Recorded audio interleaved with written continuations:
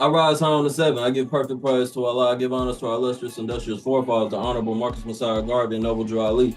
We honor all true and divine prophets, Jesus, Muhammad, Buddha, and Confucius. Peace and blessings be on all of Allah's prophets. Happy Holy Day, Moors. Happy Holy Day. Beautiful build, beautiful share from everyone who preceded myself. Alhamdulillah. The Holy Quran of the Moorish Temple of America. Know yourself and your Father God Allah, that you may learn to love instead of hate. Every man needs to worship under his own vine and fig tree. The Uniting of Asia. The fallen sons and daughters of the Asiatic nation of North America need to learn to love instead of hate, and to know of his higher self and his lower self. This is the uniting of the Holy Quran of Mecca for the teaching and instruction for all Moorish Americans, etc. Alhamdulillah. So knowing of your higher self and your lower self, learning how to love instead of hate. These are things, you know what I'm saying, and reestablishing yourself. We was talking about the covenant. Beautiful chapter on the instability of man. So I'll get right to that. Alhamdulillah. We're in chapter 40, just on page 49. The holy instructions from the prophet, the instability of man. Inconstancy is powerful in the heart of man, and temperance swayeth whether it will. Despair engrosseth much of it, and fear proclaimeth it. Behold, I sit on rival therein, but vanity is beyond them all. So beautiful share from everyone. They've been touching on vanity, and they've been touching on this. But one of the things I want to bring up with vanity is talking about blind in the eye. Now, when we're talking about the heart and the virtues, we're talking about something that's not tangible, right? So this blinding of the eye is thinking, reasoning, willing, and understanding. And we know that if you're blind to something, if I don't see something over there, I'm ignorant to it. So we know that draws us to another one of our fivefolds, which is insufficiency of knowledge. So this is what vanity does. It gives you insufficiency of knowledge. Maybe it's in your thinking. Maybe it's in your reasoning. Maybe it's in your understanding. Half of the time, it's not in your willpower because you want to do what you want to do. So half of the time, the vanity don't blind you from wanting what you want, but it blinds you in maybe going about getting what you want under righteous guidelines or under proper, in the proper context. So I wanted to start there. And then from there, I want to go to chapter 7, because we're going to travel around a little bit, you know what I'm saying? The brother talked about this being the map. And chapter 7 is the friendship, of Jesus and Lammas. Jesus explains to Lammas the meaning of truth. Now I'm going to go through key 19 and 20. Again, Lammas asked of understanding, what do you have to say? And Jesus said, it's the rock on which man builds himself. It's the gnosis of all, and of the naught, of falsehood and of truth. So here, once again, we're talking about, knowledge. I started that call with vanity blinds you from having correct knowledge, maybe of yourself, because this is about knowing yourself and knowing your Father God Allah. It's all over this pamphlet. It's in the front, it's in the back, it's on the cover page. Know thyself and know Allah. So the first thing is having that solid rock of foundation. Jesus said he was going to build this sure rock, this sure foundation that is never going to crumble. So having a correct understanding is fundamental before you move forward. And that has a lot to do with patience, time, as our brother Grand Sheik Shahid Ali El, who's chairing the meeting, was talking about. You got to have patience to even be like, maybe I don't know. Or, what I'm saying? It says the wise man doubteth often. So you got to go through these tests, these trials, these tribulations, so that way you can be sure. So going from there, we're going to go to chapter 42. Chapter 42 is weakness. Now, in the keys on weakness, I'm going to jump to the key 23. It said, truth is but one. Doubts are thy own raising. He who made virtues what they are, planted in thee a knowledge of their preeminence, acts as thy soul dictates, and know thy end shall always be right. So once again, it's comparing your soul to virtues, soul to virtues, soul to virtues. It's letting you know that your souls and the virtues, they on the same plane, they on the same frequency. Alhamdulillah. So with that, we're gonna go to the soul of man, right? So we just learning about these virtues, because what blinding the eye or the heart from itself is one where you meet Allah. So it's blinding you from these virtues. It's blinding you from these things that you should know about. So in chapter, the soul of man, which is chapter 38, key 5, it says, search it by its faculties. Its faculties is what we was talking about. It's not the essences of the soul, but it's its actions, right? Thinking, reasoning, willing, and understand. That's the faculties. Search it by those things. Search your soul by thinking, reasoning, understanding, and willing. Search it. But what does it say next? Because this is about know yourself. It said know it by its virtues. Hold on. So search it with these tools, thinking, reasoning, willing, understanding. But this is about know yourself. So how did we talk about know yourself, but this is the key that says how you get to know yourself. This is the definition of how you get the understanding of knowledge of self, is by knowing its virtues of the soul. This is how you know yourself, not by what you think, not by what you learn. No, because you could learn something wrong. And that's perception. Did you ever, you know what I'm saying? Because that's why the wise man doubted often. What you learned may be incorrect. So know it by its virtues. So with that, we already talked about he who planted into it. So I'm gonna go back to 42, which is weakness, just to make sure. So we talking about knowing something by its virtues. Now we're talking about what God said is truth is but one. Doubts about thy own raising. He who made virtues what they are, planted in thee a knowledge of their preeminence. So when I talk about planting knowledge, and you, what does it draw to your mind? To me, I go to chapter 1, creation of fallen man. Allah tells us what he planted in man. He says he planted in a seed, but in weakness, he tells you what the seed is. I planted in them virtues in you. That's what the seed is. That's what you got to develop. These virtuous things, because what? Know it by its virtues. So how do you get to know yourself? By your virtues. And if you get to know yourself that way, how do you get to know Allah? By your virtues. Alhamdulillah. So let's go to chapter 1 and I'm going to read over these parts. And it says, this is in the creation of fallen man. Now seeds are perfect. Yeah, it's perfect as from the source from which they come. But they are not unfolded into life made manifest, excuse me. The child is as perfect as the mother is. Now, sometimes we talk about a physical mother, but we talking about, fleshless things, excuse me. We're in the land of, the fleshless. So we talking about the higher self, what I'm saying? And we just told you that Allah said he sent this seed and he planted in these things and he let you know the knowledge of their preeminence. That means they become before everything else. They're preeminent before this. And who was before everything? Allah, the great God. Islam. Who was what was before everything? So he's showing you, this is how you get to know me and this is how you get to know yourself. So the seed must be deeply planted in the soil that he must grow and unfold as does the bud unfold to show the flower. The human seed that came forth from the heart of Allah was full ordained to be the Lord of plain of soul and plain of things manifest. So Allah, the husbandman of everything that is, threw forth this human seed into the soil of the soul, It grew apace and man became a living soul and he became the Lord of the king of the soul. So we talking about heart, we talked about that, we talked about where you meet Allah, also the heart, and we've also talked about virtues, and he's showing you that virtues in your soul come from the same place and they on the same type of energy. Now, continue to the next, I'm gonna skip a little around, and these soul attributes became a body beautiful. A multitude of lessons a man must learn upon the plane of soul, and here he tarries many ages until his lessons are all learned.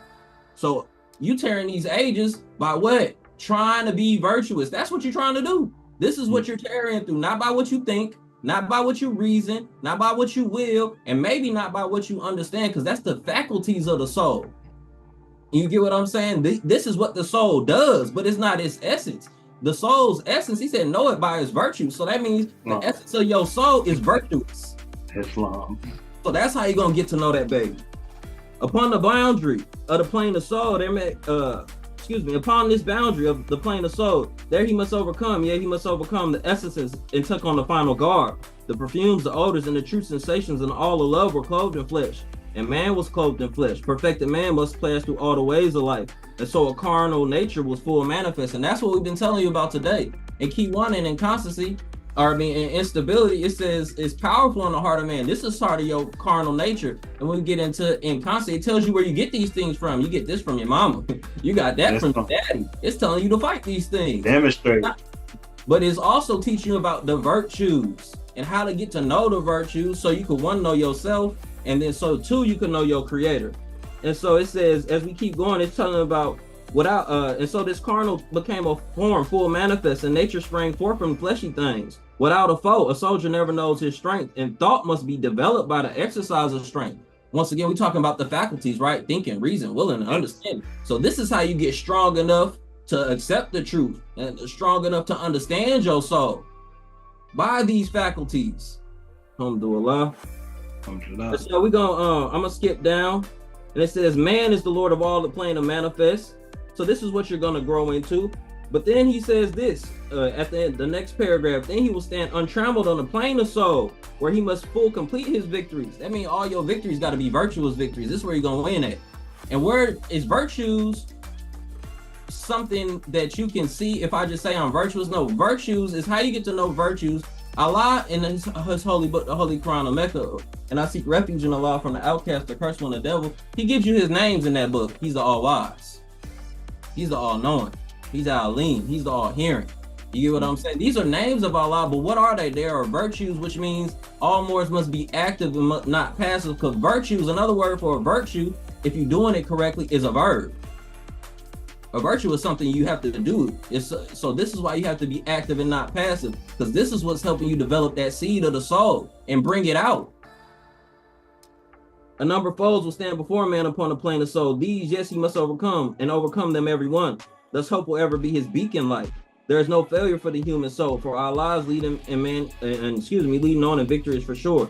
Man cannot die. The spirit man is one with Allah. While Allah lives, man cannot die.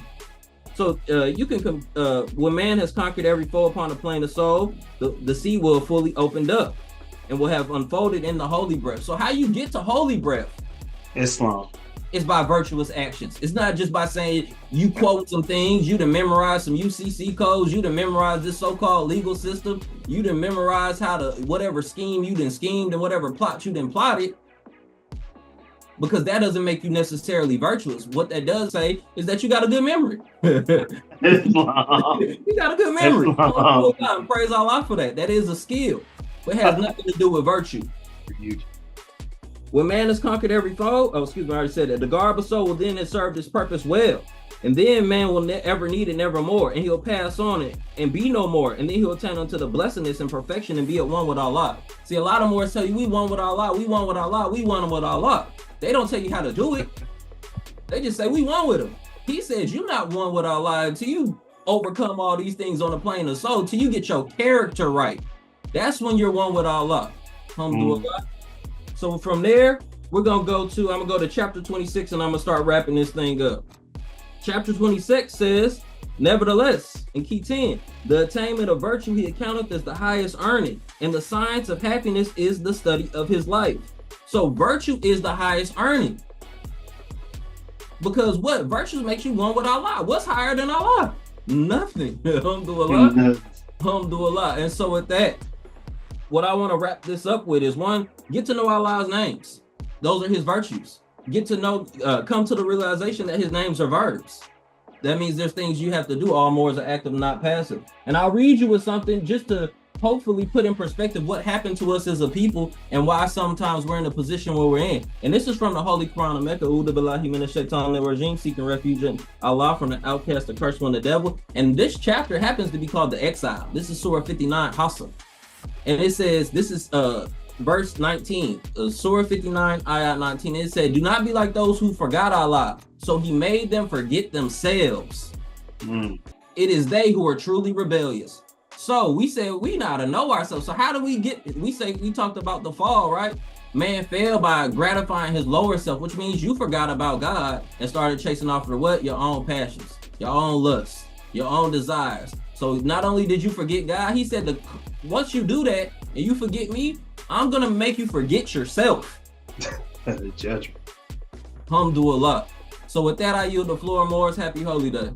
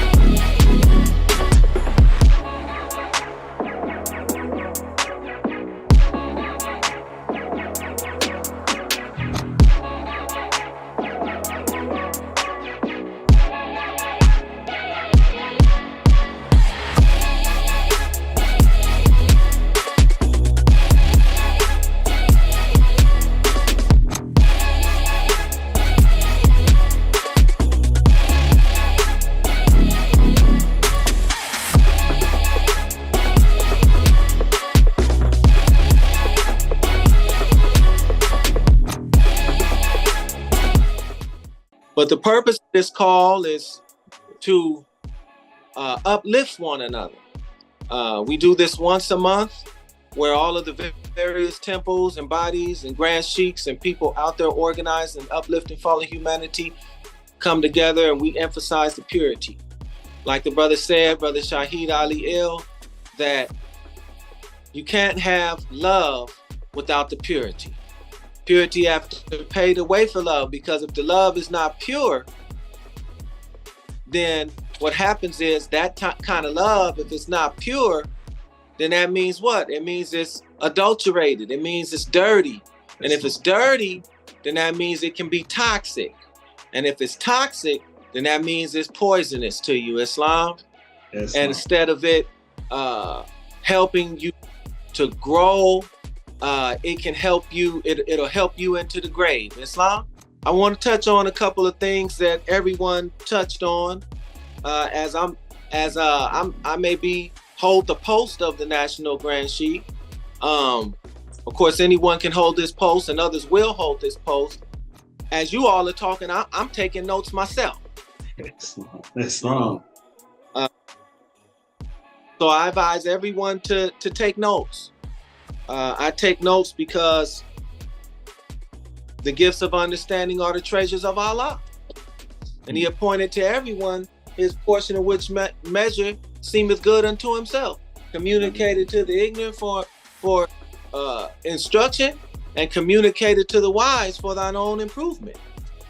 So we first have to recognize that we're all ignorant. Islam. I guess where I left off of last call. Islam. Right? If you don't think you're ignorant, then you're vain. Islam. See? Search your heart, Moors. You're ignorant. If you don't like hearing that, then you got something up in there you need to clean out. But I'm going to prove to you that you're ignorant, that I ain't just saying it to mess with you. What we got in this book? Holy instructions. Communicating to the ignorant, right? For instruction. Islam. Islam. We got instructions right here, so we got to be ignorant if we got instructions. Islam, Sheik. Right? You want to sit up here in these titles and think we all wise. See? But if it's communicated to the ignorant for instruction, and we got instructions, not just any kind of instructions, divine instructions, holy instructions, then we must be ignorant to some degree. Islam? Islam. Now, that's not to say that we're not wise at all. We have some wisdom, but compared to Allah's wisdom is nothing. For the clearest of human knowledge, and I'm going to put wisdom in there, is but blindness and folly. Let's deal with, let's start with what our Divine Secretary, Sister Nada Bay, was speaking on when it talked about, she talked about vanity. And it say, inconstancy is powerful in the heart of man, and temper swayeth whether it will. Fear proclaimeth, despair engrosseth much of it. Behold, I sit unrivaled therein. That's vanity talking. Behold, I sit unrivaled therein. But vanity is beyond them all. Right? It also talks about vanity blinding the eye and hiding the heart of man from himself. And it say, when thou seest not thyself, others discover thee most plainly. Islam?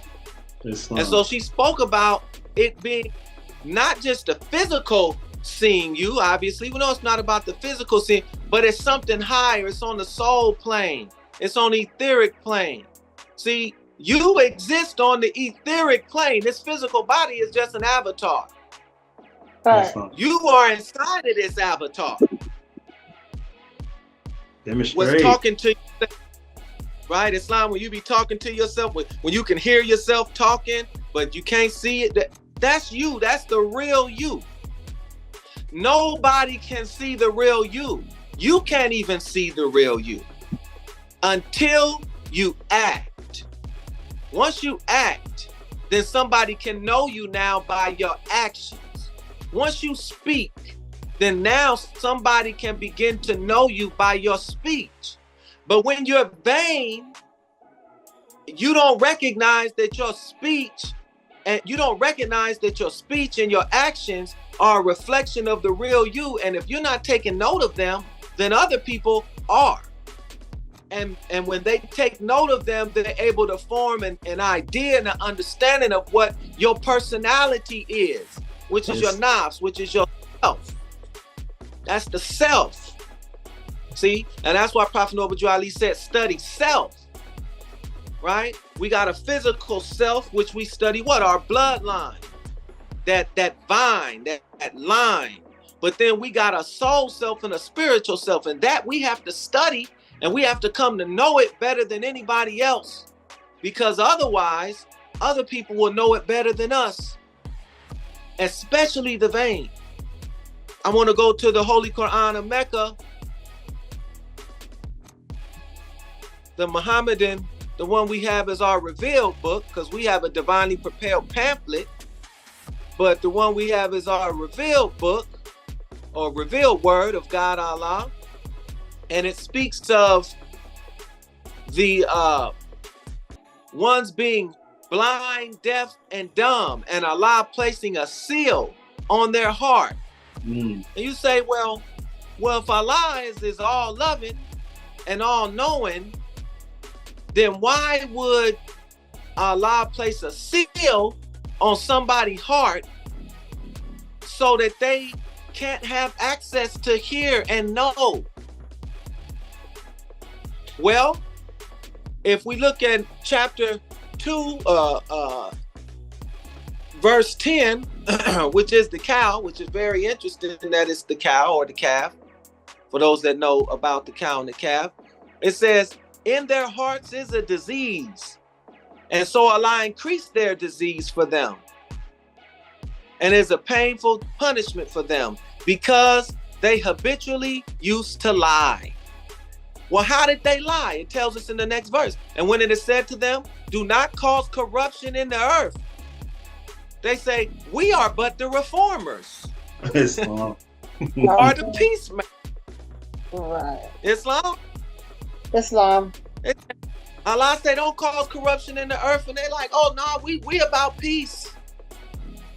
Unquestionably, it is they who are the corrupt ones, but they perceive it not. Why? Because of the vanity. It also says, and when it is said to them, believe as the people believe, they say, should we believe as the foolish have believed? Unquestionably, it is they who are the foolish, but they know it not. Islam. Islam. And when they meet with those who believe, they say, we believe. And when they are alone with their evil ones, they say, indeed, we are with you. We only mock. So this is the type of person that is vain and believes that people are beneath them or that they're foolish while they actually know. These are the ones who come around and play like they with you.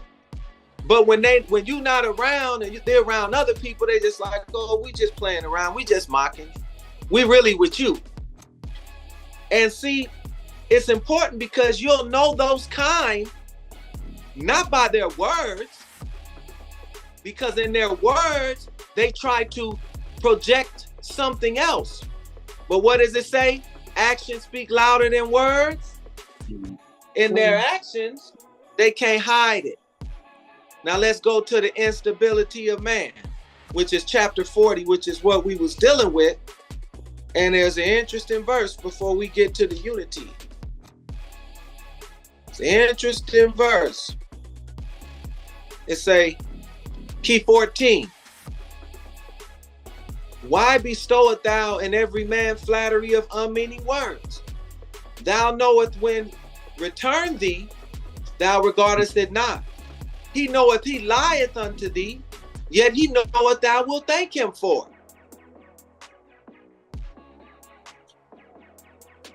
So this lines up with the one that says, oh, we believe, but when they're around someone else, they mock. They don't believe. But they say, when they're in front of you, they use flowery words. Oh, I love you. Yeah, you my brother. Yeah, this. Yeah, that. But see, you got to be careful of the ones that's always pubbing you up. That's why in Moorish science, In Islamism, someone give us a compliment, we don't say thank you, we say praise Allah. Praise Allah. Praise Allah. Because, and that's not to say that everybody is like that. We're talking about the one that's overly like that and the one that use that to try to get close to you because they know the nature of the common man is vanity. So they appeal to your vanity by saying, yeah, you so nice, you so knowledgeable, you so beautiful, you so tough, you're the one. But really all they're doing is being a hypocrite and hypocrisy. And it suggests instability. Because remember, this is the instability of man.